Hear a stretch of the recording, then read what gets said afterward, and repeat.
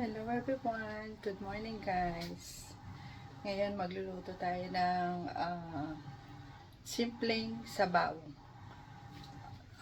Yung lutong manok na may pinya at saka ampalaya guys.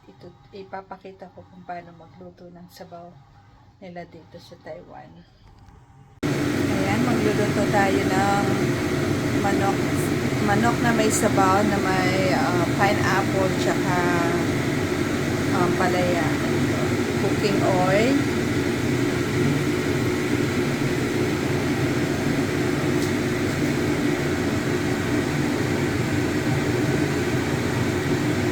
luya,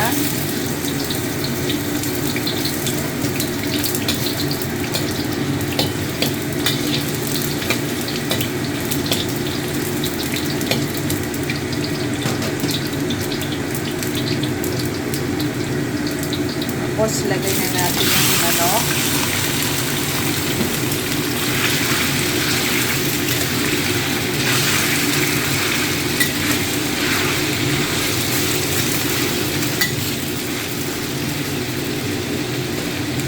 Ayan, hayaan muna natin siyang magisa para lumabas yung lasa ng manok.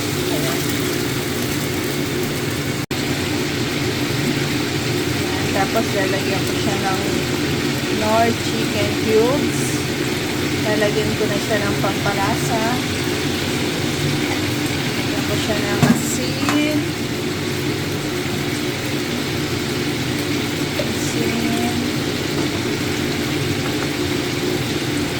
And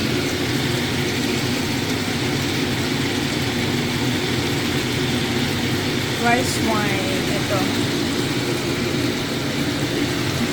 Lagyan ko siya ng konting rice wine. Ayan. Tapos, halo-halo muna natin. Halo-halo. And, lagyan natin siya ng paminta. Saan yung paminta? Paminta. Lagyan natin siya ng water.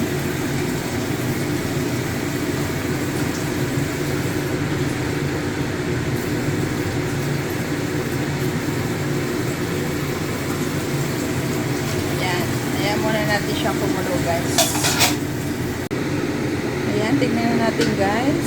O yan, kumukulo-kulo na ang ating sabaw. So, halo-halo muna natin guys. And then, pwede na natin ilagay yung ating pinya.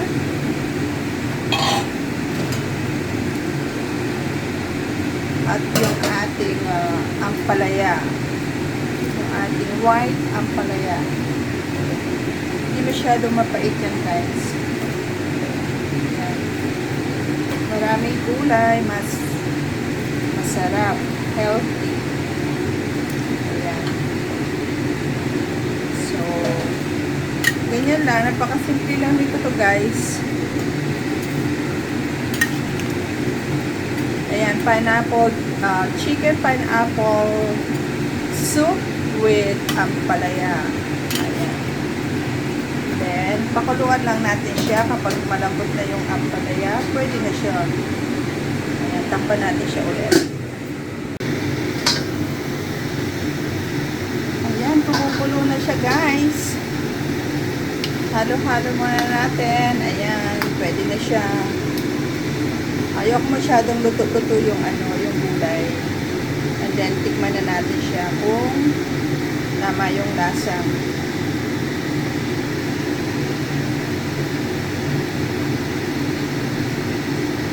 Okay na. Ice bed. Ayan.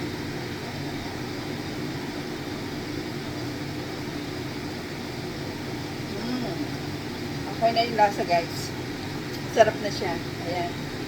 Luto na aking chicken apple with ampalaya. Ayan. Ayan. Pwede na yan guys. Papatayin ko na yung kanya. Para hindi masyadong luto-luto ang gulay. Ayan. Thank you for watching.